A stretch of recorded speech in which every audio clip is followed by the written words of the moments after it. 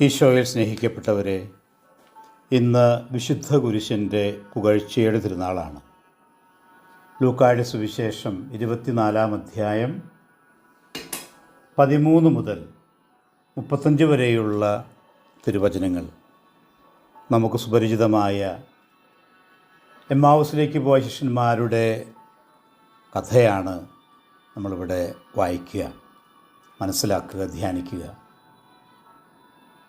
ഉൽപ്പത്തി പുസ്തകത്തിലെ 18 അധ്യായം 1 മുതൽ 15 വരെ ദൈവം അബ്രാഹത്തിന് പ്രത്യക്ഷപ്പെടുന്ന ആ രംഗം നമുക്ക് ഓർമ്മയുണ്ട്. മാമ്രയിലെ ഒക്കുമരത്തിന് കീഴെ സാമ്യമുള്ള 2 ബൈബിൾ ഭാഗങ്ങളാണിത്. രണ്ടിലും ആതിഥേയർ തങ്ങളുടെ അതിഥിയെ തിരിച്ചറിയുന്നില്ല, ദൈവത്തെ തിരിച്ചറിയുന്നില്ല, അവിടെ യേശുവിനെ തിരിച്ചറിയുന്നില്ല. പക്ഷെ രണ്ടുപേരും വളരെ ഔദാര്യപൂർവം ആതിഥേയത്വം നൽകാൻ തയ്യാറാണ്, ഹോസ്പിറ്റാലിറ്റി. അങ്ങനെ നൽകുമ്പോൾ ദൈവിക വെളിപാടിലേക്ക് അത് നയിക്കുന്നു.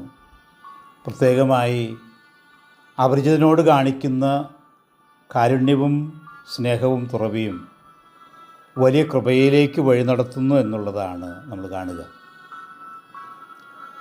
സുവിശേഷം വായിക്കുമ്പോൾ 3 ചിന്തകളാണ് നമ്മൾ മനസ്സിൽ കൊണ്ടുവരിക.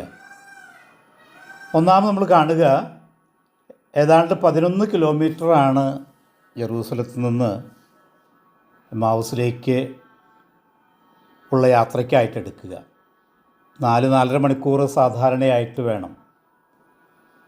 ഉച്ച കഴിഞ്ഞ് അവർ യാത്ര ആരംഭിച്ചിട്ടുണ്ടാകും. വൈകുന്നേരം അവർ വീട്ടിൽ അല്ലെങ്കിൽ തങ്ങളുടെ സ്വവസതിയിൽ, എമ്മാവൂസിലെ സ്വവസതിയിൽ ചെല്ലുന്നുണ്ടല്ലോ. അപ്പോൾ അവിടെ നമ്മൾ കാണുന്ന ഒരു കാര്യം, അവരുടെ കണ്ണുകൾ മൂടപ്പെട്ടിരുന്നു എന്നുള്ളതാണ്. അവരുടെ മനസ്സിലെ ദുഃഖത്തെ സൂചിപ്പിക്കാനായിട്ടുള്ള ചില വാക്കുകളാണ് അവിടെ കാണുക. അവരുടെ കണ്ണുകൾ മൂടപ്പെട്ടിരുന്നു, അവർ മ്ലാനവദനരായിരുന്നു. വലിയ ദുഃഖമാണ് അവരെ സംബന്ധിച്ചിടത്തോളം, നിരാശയാണ്. തങ്ങളുടെ ലക്ഷ്യങ്ങളെല്ലാം തകർന്നു, തങ്ങൾ ആഗ്രഹിച്ചതൊന്നും നടന്നില്ല എന്നുള്ള മനസ്സിൻ്റെ നൊമ്പരമാണ് അവരെ എപ്പോഴും നയിക്കുന്നത്. ഈ വാക്കുകൾ വായിക്കുമ്പോൾ നമ്മൾ മനസ്സിലാക്കേണ്ട ഒരു കാര്യം, ജീവിതത്തിൽ തങ്ങളുടേതായ പാതയിൽ കൂടി പോയപ്പോൾ അവർക്ക് കണ്ണുകളിൽ മൂടലുണ്ടായി, മനസ്സിൽ നൊമ്പരമുണ്ടായി.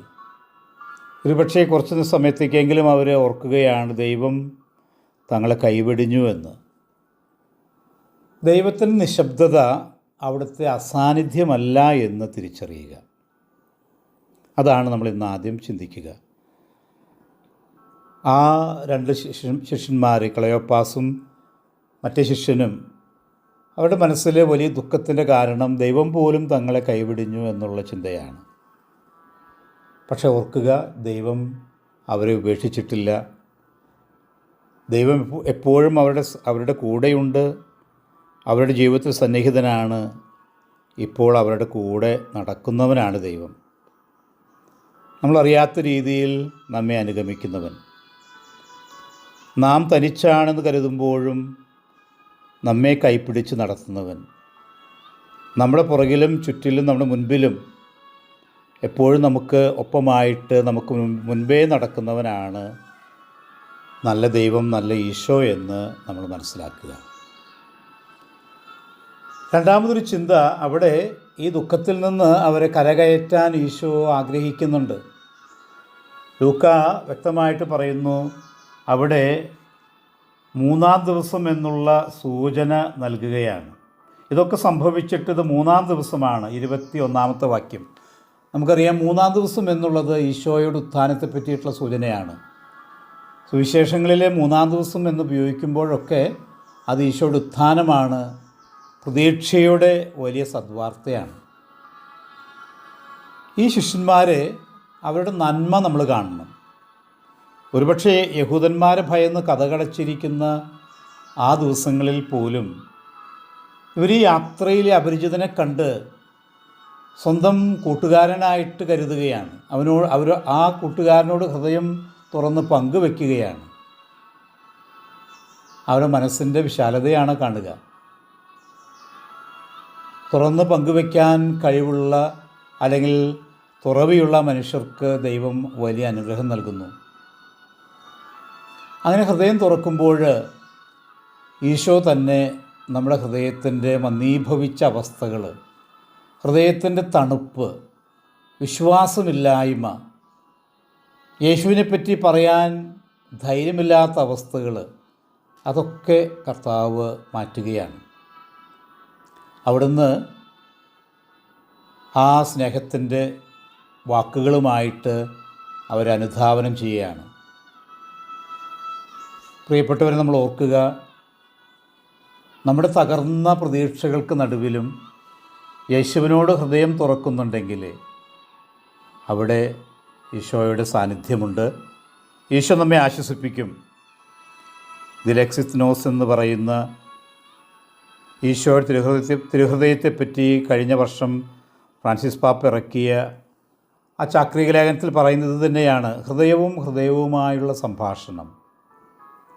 ഈശോയുടെ സ്നേഹമുള്ള ഹൃദയവുമായി നിനക്ക് സംഭാഷിക്കാൻ സാധിച്ചാൽ നിൻ്റെ ഹൃദയത്തിൻ്റെ മന്ദത മാറ്റി അവിടെ നിന്നെ ജ്വലിപ്പിക്കും, നിൻ്റെ ഹൃദയത്തിൽ തീക്ഷ്ണത പകരും എന്ന് പ്രത്യേകമായിട്ട് ഓർക്കുക. മൂന്നാമത് നമ്മളവിടെ കാണുന്ന ഏറ്റവും പ്രധാനപ്പെട്ട ചിന്ത ആതിഥേയത്വം നൽകുന്ന, ഈ അപരിചിതന് വിരുന്ന് നൽകുന്ന ആ രണ്ട് ശിഷ്യന്മാരെയാണ്. അപരിചിതനിപ്പോൾ അവരെ സംബന്ധിച്ചിടത്തോളം ഒരു ഗുരുവാണ്, ഏറെ കാര്യങ്ങൾ തങ്ങളെ പഠിപ്പിച്ച ഗുരു. അങ്ങനെ ആതിഥേയത്വം, സ്നേഹത്തിൻ്റെ ഒരു ഊട്ടുമേശ ഈ അപരിചിതനായി അല്ലെങ്കിൽ ഈ ഗുരുവിനായിട്ട് അവർ ഒരുക്കുമ്പോൾ എന്താണ് ഉണ്ടാകുന്നത്? ലാസറിൻ്റെയും ധനവാന്റെയും കഥയിൽ ആ പാവപ്പെട്ട മനുഷ്യനെ, ലാസറിനെ കാരുണ്യത്തോടെ അയാളോട് പെരുമാറാത്തത് കൊണ്ട് ധനവാന് നഷ്ടമായത് സ്വർഗമാണെങ്കിൽ, ഇവിടെ വിരുന്ന് നൽകിക്കൊണ്ട് യേശുവിൻ്റെ ദർശനം, സ്വർഗത്തിൻ്റെ ദർശനം ആ രണ്ടു പേർക്കും കിട്ടുകയാണ്. അവർ തിരിച്ച് യാത്ര ചെയ്യുകയാണ്. നമ്മളൊന്ന് ഓർക്കുക, രാത്രിയിൽ ഉടനടി അവർ ജെറുസലത്തേക്ക് പോയി എന്നാണ് സുവിശേഷം പറയുന്നത്. അതായത് അത്താഴം കഴിഞ്ഞ് 8 മണിയോടെ വീണ്ടും അവർ യാത്ര പുറപ്പെടുകയാണ്. 12:30 പുലർച്ചയ്ക്കൊക്കെയാണ് അവർ ചെല്ലുന്നത്,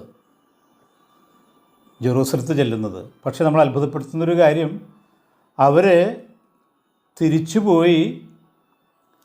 തിരിച്ചു ചെല്ലുമ്പോൾ അവിടെ കൂടിയുണ്ടായിരുന്ന 11 പേരെയും അവരോടൊപ്പം ഉണ്ടായിരുന്നവരെയും കണ്ടു.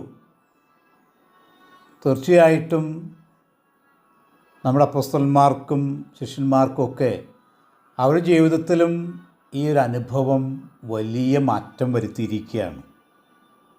ഉറങ്ങുകയായിരുന്നു എന്ന് നമുക്ക് അറിഞ്ഞുകൂടാ.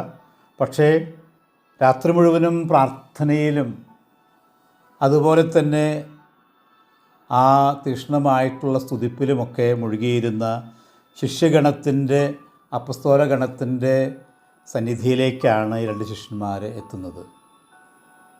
നമുക്ക് പ്രത്യേകമായിട്ട് ഓർക്കാം, നമ്മുടെ ജീവിതത്തിൽ മറ്റുള്ളവർക്ക് ഒരുപക്ഷേ സഹായം അർഹിക്കുന്നില്ല എന്ന് നമ്മൾ കരുതുന്നവർക്ക്, അപരിചിതന്, ഒരുപക്ഷെ നമ്മുടെ അടുത്തവർക്ക് പോലും കാരുണ്യത്തിൻ്റെ ഒരു കരം നീട്ടിയാൽ അവിടെ സ്വർഗം തുറക്കുന്നു, ഈശോ തന്നെ നമ്മുടെ സന്നിധിയിലേക്ക് കടന്നു വരുന്നു എന്നുള്ള വലിയ സത്യമാണ് നമ്മൾ ഓർക്കുക. ലേഖനത്തിലേക്ക് നമ്മൾ കടക്കുമ്പോൾ ഇന്നത്തെ തിരുനാളിൻ്റെ അർത്ഥം കൂടുതൽ വ്യക്തമായിട്ട് നമുക്ക് മനസ്സിലാകുന്നു.